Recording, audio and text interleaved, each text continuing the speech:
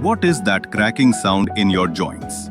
A popping sound is often caused by gas bubbles that have built up in the fluid around your joints. Another common reason is tendons or ligaments snapping over the joint bone. In some cases, a grinding or cracking sound can be a sign of worn-out cartilage in the joint.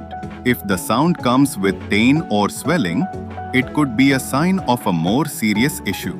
If you are worried about your joint health, contact Roopa hospitals for an expert consultation.